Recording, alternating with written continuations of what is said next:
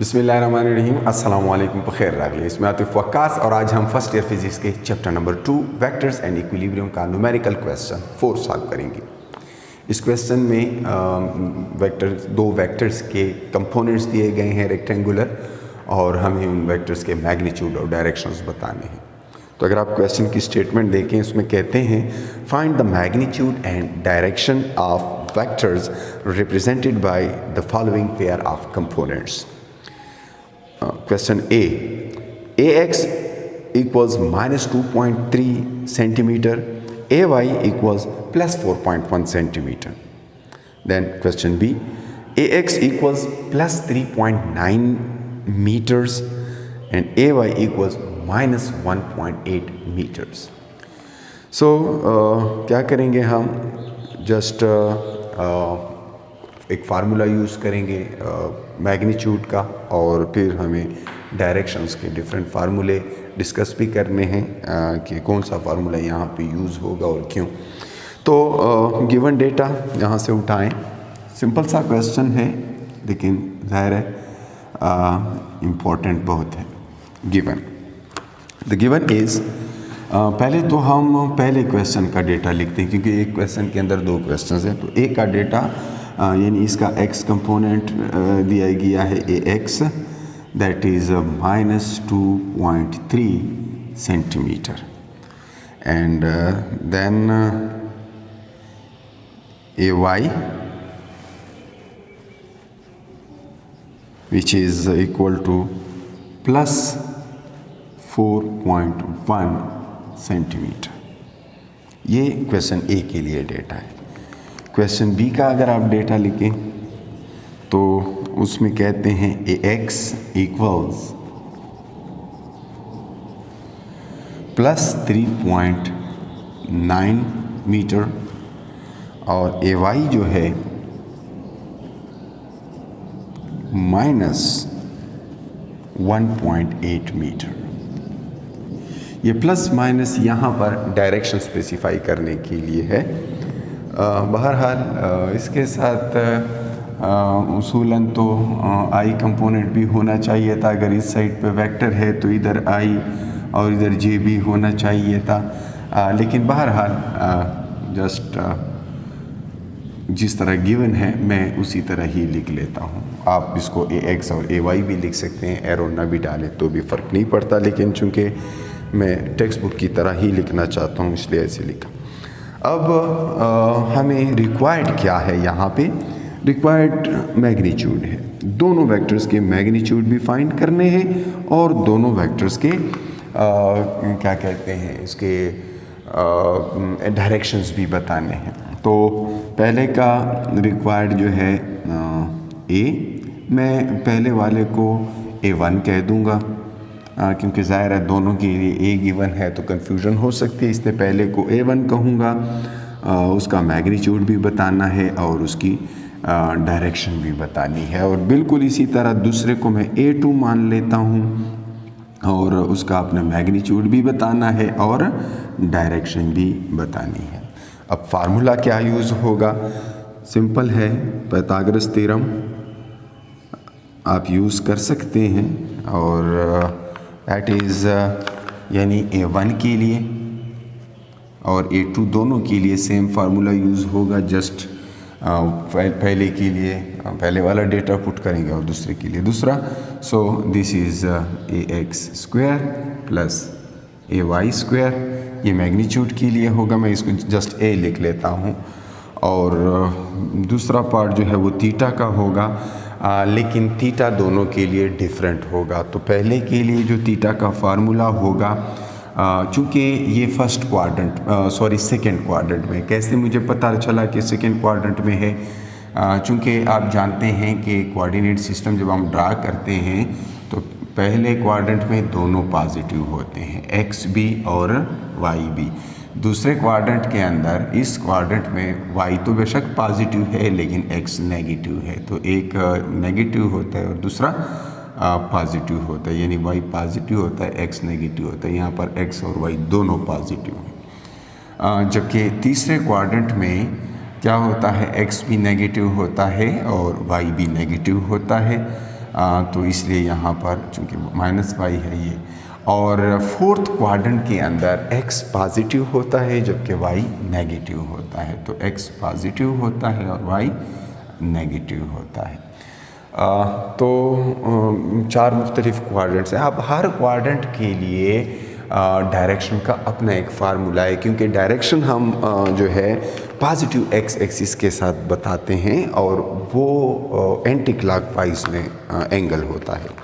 तो चूंकि ये वाला वेक्टर जो है ये सेकंड क्वाड्रेंट में है, क्योंकि x नेगेटिव है और y पॉजिटिव है, तो लेट्स सपोज ये इधर कहीं पे है। हमें फाइंड करना है ये वाला एंगल, इसको मैं कहूँगा θ1। जबकि दूसरा जो वेक्टर है वो कौन से क्वाड्रेंट में है, x उसका पॉजिटिव है और y उसका नेगेटिव है, वो फोर्थ क्वाड्रेंट में यहाँ पे कहीं होगा। तो ये फॉर एग्जांपल उसका फार्मूला है। अब उसके लिए जो एंगल यूज़ करना है वो ये इस तरह होगा, ठीक है, और इसको मैं कहूँगा θ2। अब θ1 कैसे फाइंड करेंगे, θ2 कैसे फाइंड करेंगे, दैट इज़ वेरी सिंपल। जब सेकेंड क्वाड्रेंट में होता है सो θ1 इज़ 180, यानी ये टोटल 180 है। 180 माइनस यहाँ पे जो एंगल बनेगा उसको फाई कहते हैं। सो θ1 का जो फार्मूला है वो होगा 180 डिग्री माइनस फाई। अब ये फाई क्या है ये मैं सलूशन में आपको बताता हूँ।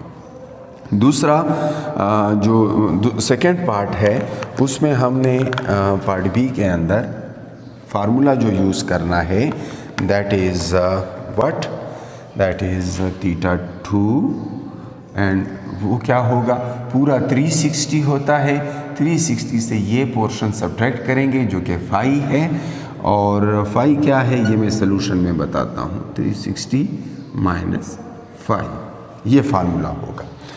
अब मैं ये मिटाऊंगा क्योंकि आपको मैं समझा चुका हूँ कि ये किस तरह से होता है। यहाँ पे हम सॉल्यूशन करेंगे इस क्वेश्चन का।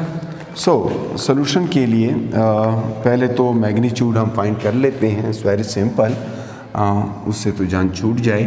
तो सॉल्यूशन के अंदर पहला पार्ट हम मैग्नीट्यूड का कर लेंगे, यानी ए का मैग्नीट्यूड। तो ए का मैग्नीट्यूड कैसे फाइंड करेंगे, ए के लिए हम ए वाला फार्मूला यूज़ करेंगे। A1 इक्वल्स क्या हो जाएगा, पहले का x कंपोनेंट 2.3 है स्क्वायर। यहाँ पर माइनस लिखने की ज़रूरत नहीं है क्योंकि वैसे भी अगर आप लिख लें तो स्क्वायर से वो प्लस हो जाएगा, तो इग्नोर करें। प्लस 4.1 इसका भी आप स्क्वायर ले लें, और जब ये सॉल्व कर लें तो यहाँ से हमारे पास आ जाता है 4.7। चूँकि ये सेंटीमीटर्स में थे तो इसलिए ये भी सेंटीमीटर में होगा। ये तो पहले वेक्टर का मैग्नीट्यूड हो गया। अब उसकी डायरेक्शन कैसे फाइंड करेंगे, θ1 दैट इज़ 180 माइनस, मैंने यहाँ पर लिखा था फाई। अब फाई क्या है, देखें ये अगर सेकेंड क्वाड्रेंट में है तो सेकेंड क्वाड्रेंट में होने की वजह से ये इस तरह से होगा, इधर यहाँ पे होगा। अब हमें तो चूँकि ये मालूम है कि ये टोटल 180 होता है, लेकिन हमें टोटल नहीं चाहिए, हमें ये वाला पोर्शन चाहिए यहाँ तक, ये वाला। तो इसलिए ये जो चीज़ है ये कहाँ से हमें मिलेगी, इसके लिए हमें टेंजेंट थीटा यूज़ करना पड़ेगा, क्योंकि हमें ये कंपोनेंट भी मालूम है, ये वाला पार्ट, और ये कंपोनेंट भी मालूम है। कहाँ से मालूम है, ये 2.3 है और ये 4.1 है। तो इसलिए मैं यहाँ पर इस फाई को फाइंड करने के लिए क्या करूँगा, tangent inverse of perpendicular divided by base. So perpendicular इस केस में y है, y जो है वो 4.1 है और बेस जो है वो 2.3 हो जाएगा, क्योंकि x 2.3 है। यहाँ पर नेगेटिव साइन पुट करने की कोई ज़रूरत नहीं है, मैंने एब्सोल्यूट का साइन इसलिए लगाया है। इस तरह से आप करते हैं तो आपके पास थीटा की जो वैल्यू आती है 180 माइनस 60.7, यहाँ से 60.7 आता है। सो 180 से 60.7 180.7 आपने सब्ट्रैक्ट करना है। 180 माइनस 60.7 और ये क्या हो जाएगा, θ1 इक्वल्स 119.3 डिग्री। तो पहले वेक्टर का मैग्नीट्यूड भी मिला और डायरेक्शन भी मालूम हो गई है। अब हम दूसरे पार्ट की तरफ जाते हैं। दूसरे पार्ट में अगेन मैग्नीट्यूड का तो वही फार्मूला हम यूज़ करेंगे, वैल्यूज़ उसमें डिफरेंट पुट करेंगे। A2 इक्वल्स इस दफ़ा x कंपोनेंट 3.9 है, जस्ट मैग्नीट्यूड लिया, पॉजिटिव है, और दूसरा 1.8 है, मैंने कहा जस्ट मैग्नीट्यूड यूज़ करना है, नेगेटिव लिखने की कोई ज़रूरत नहीं है। इसका स्क्वायर, जब इनको आप इनका स्क्वायर लेकर ऐड कर दें और फिर उसका स्क्वायर रूट निकालें तो आपके पास आंसर आ जाता है। कैलकुलेटर अलाउड होता है, आप कैलकुलेटर से कर सकते हैं। तो यहाँ से क्या आ जाता है 4.3, लेकिन इस वक्त ये मीटर्स में होगा क्योंकि गिवन डेटा मीटर्स में है, तो ये भी मीटर्स में होगा। मैग्नीट्यूड दूसरे वेक्टर का मिल गया। अब उसकी डायरेक्शन की बारी है। अब दूसरा वेक्टर कहाँ पे है, इसका ज़रा आप डायग्राम देखें। चूँकि ये फोर्थ क्वाड्रेंट में है तो फोर्थ क्वाड्रेंट में इधर होगा, लेट सपोज। तो ये जो पार्ट है फाई है, और फाई फाइंड करने के लिए हमें x भी दिया गया है कि वो 3.9 है और y भी दिया गया है कि वो 1.8 है। तो वो तो मालूम है, इसके लिए टेंजेंट थीटा का फार्मूला यूज़ करेंगे, लेकिन हमें चाहिए पॉजिटिव x एक्सिस के साथ जो एंटी क्लॉकवाइज में ये एंगल बना रहा है वो चाहिए, और वो θ2 है। तो इसलिए फार्मूला जो है θ2 का ऑलरेडी बता भी चुका हूँ कि 360 माइनस 360 डिग्री से क्या सब्ट्रैक्ट करना है, tangent inverse of 1.8 divided by 3.9। और इसको जब आप सॉल्व करें तो 360 माइनस 24.8 डिग्री, और ये जब आप सब्ट्रैक्ट कर लेते हैं तो ये आ जाता है 335.2 डिग्री। ये दूसरे वेक्टर की डायरेक्शन हो गई। मैग्नीट्यूड भी मालूम, डायरेक्शन भी मालूम। तो इस तरह से ये क्वेश्चन सॉल्व हो जाता है। इंशाल्लाह नेक्स्ट वीडियो में नेक्स्ट क्वेश्चन पे जाएंगे। तब तक के लिए द अल्लाह पामान।